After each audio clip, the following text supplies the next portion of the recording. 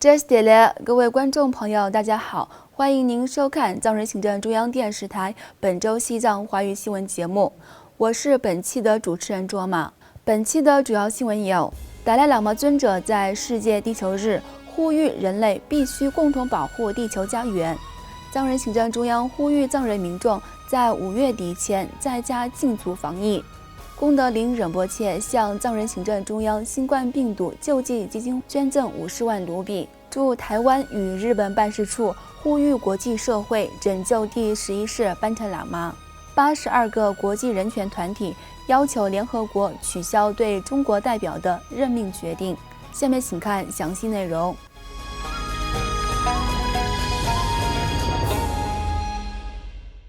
在本周三4月22号世界地球日50周年之际，西藏精神领袖达赖喇嘛尊者发表声明，呼吁人类在当前2019新冠病毒在世界各国传播之时，本着团结与合作的精神，积极防护疫情，并共同努力保护地球家园。达赖喇嘛尊者在公开信中指出，在世界地球日成立50周年之际，地球上的人们正面临着事关自身健康与福祉的挑战，而当前的新冠病毒疫情不分种族、文化与性别，威胁着所有人。尊者认为，这提醒了人们慈悲和互相扶持的价值。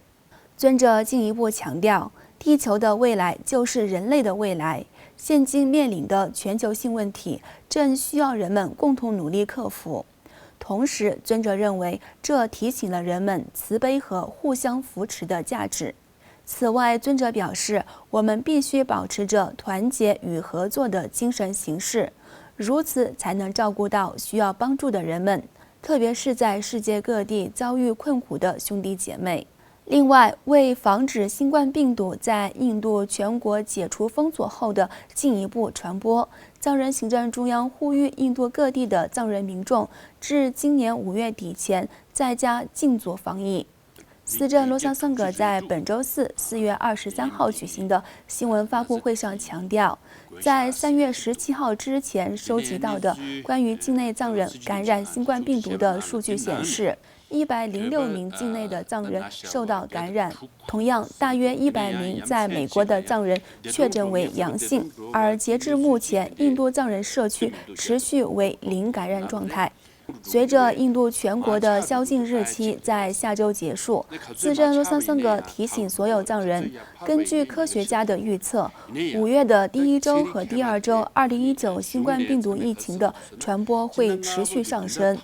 对此，藏人行政中央教育部部长白马央金宣布，尽管流亡藏人社区的所有学校都已关闭，但教育部将为因印度全国封锁而滞留各地的藏人大学生提供救济基金和在线课程，确保学生的日常学习规律。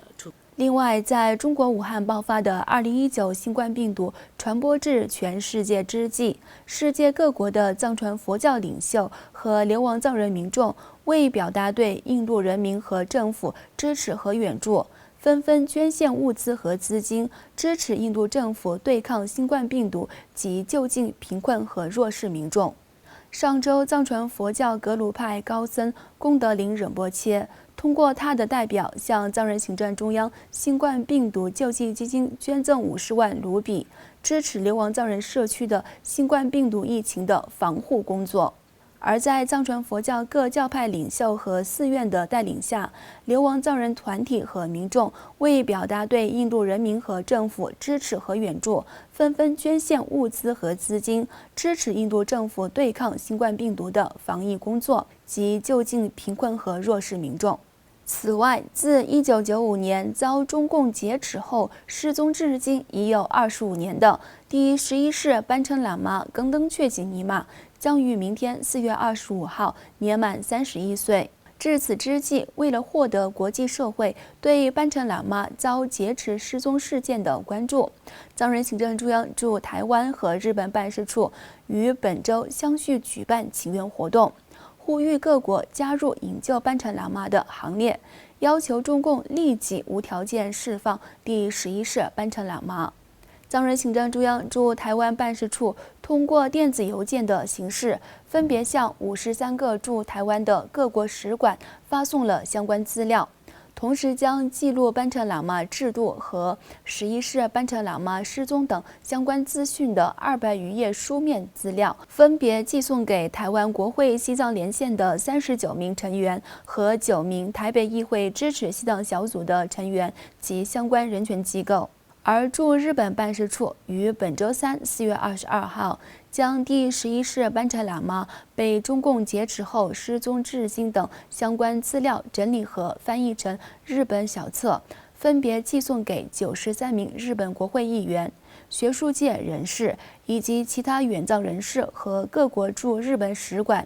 呼吁日本各界民众和各国政府及人权团体加入营救班禅喇嘛的行列。驻台湾和日本办事处在相关资讯和请愿信中，共同呼吁各国政府向中共当局施加压力，要求立即无条件释放第11世班禅喇嘛确几尼玛及其家人，并提供关于扎什伦布寺前主持第10世班禅喇嘛转世灵童寻访小组组长恰扎仁波切下落的详细信息。接下来，让我们继续来关注本期节目的最后一则消息。82个欧洲人权组织和团体于近日向联合国人权理事会提交共同请愿信，要求取消对中国常驻日内瓦代表团公使江端自2020年4月1号至2021年3月至31号在人权理事会协商小组成员的任命决定。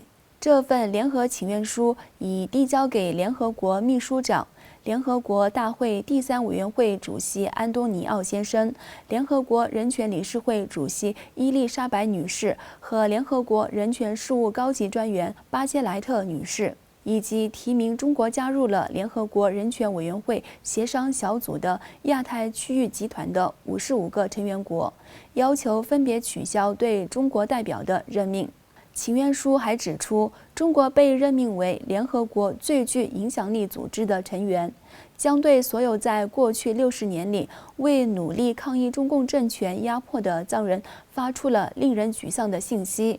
因为他们一直以来将希望寄托在联合国身上。观众朋友，藏人行政中央电视台本周西藏华语新闻节目就为您播报到此。欲了解更多有关西藏境内外的信息，请登录屏幕下方的网址。感谢大家的收看，我们下期节目再会。